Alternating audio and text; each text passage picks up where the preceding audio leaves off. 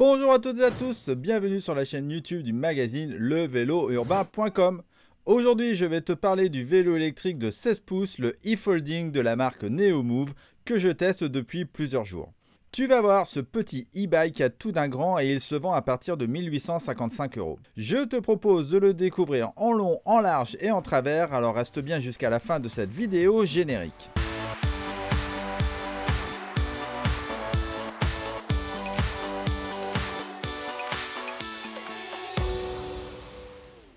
Avant d'aller tester ce vélo en extérieur, il faut bien évidemment charger la batterie avec le chargeur de 2 Ah.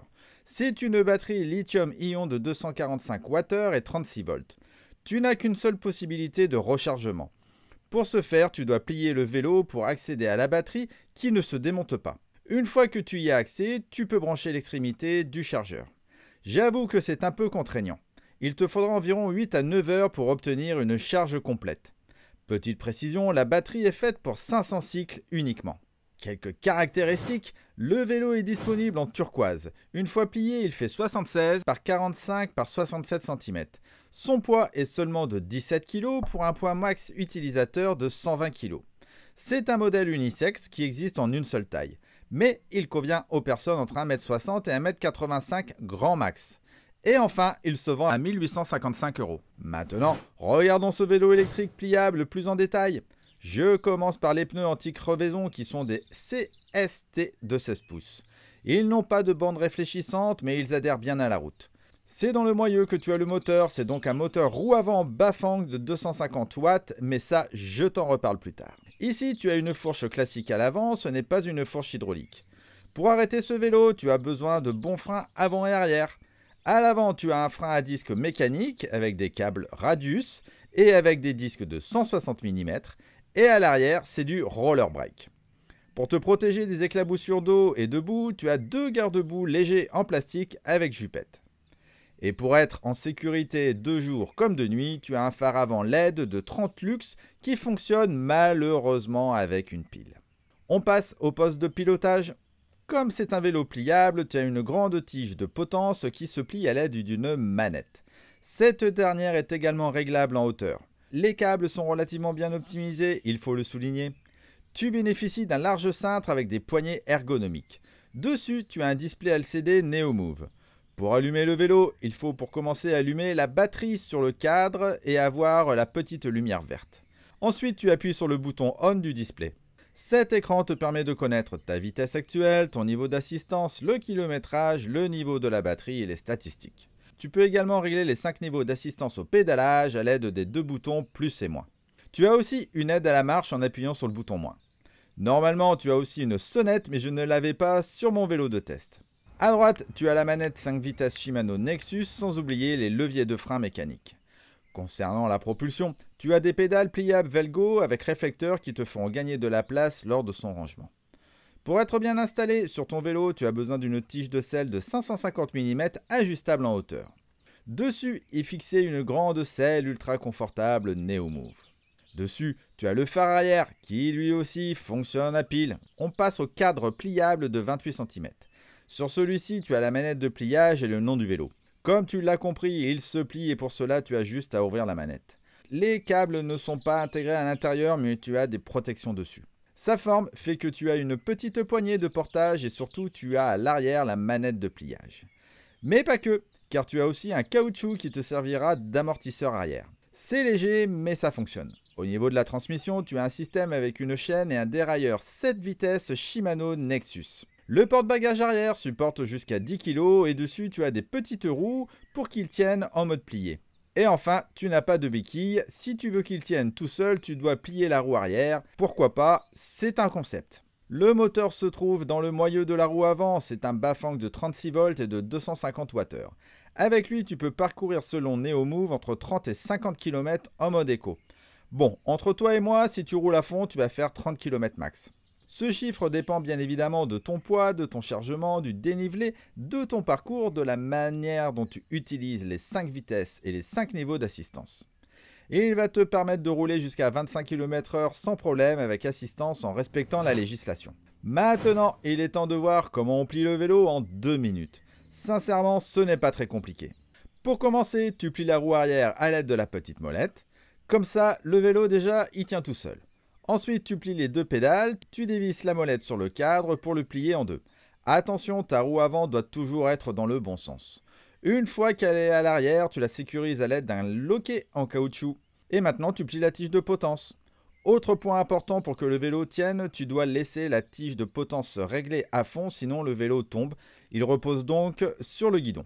Tu peux aussi baisser la tige de selle si tu veux. Pour l'ouvrir, tu fais tout ça dans le sens inverse.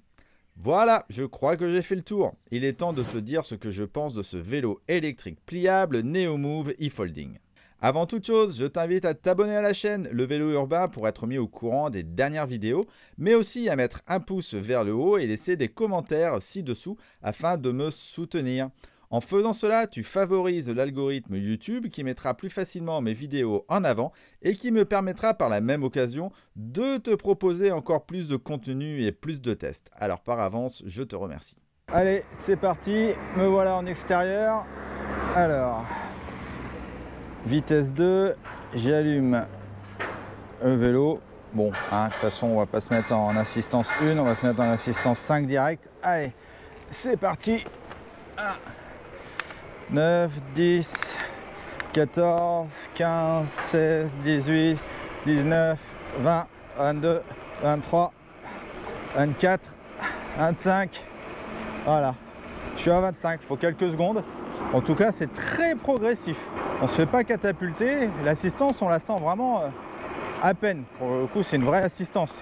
C'est pas un gros moteur qui va vous pulvériser. Donc là, c'est tout smooth. Allez, là, il y a une belle descente. On va faire le test de freinage.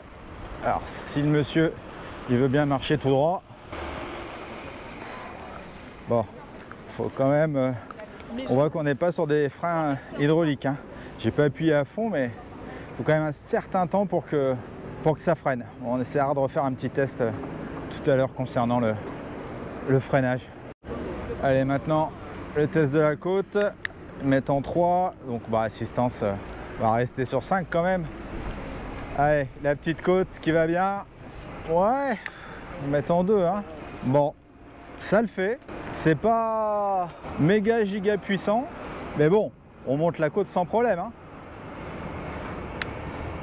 Mais il faut quand même pédaler. Allez, maintenant sur le plat. Bon, sur le plat, il n'y a pas de problème. Hein. Ça fait vraiment bien le job. Alors maintenant, au bout de combien de tours de pédale, l'assistance se met en place. Habituellement, c'est un demi-tour de pédale. Hein. Donc là, on va voir. Hop, un demi. Voilà. C'est ça, un demi, trois quarts tour de pédale et l'assistance se met en route. J'aime bien aussi tester le vélo sans assistance électrique. Allez, on éteint. Et l'hélicoptère au-dessus, j'espère que vous l'entendez pas trop. Allez. Alors, en même temps, je suis en 5. 4, 3, 2. En 2, ça va.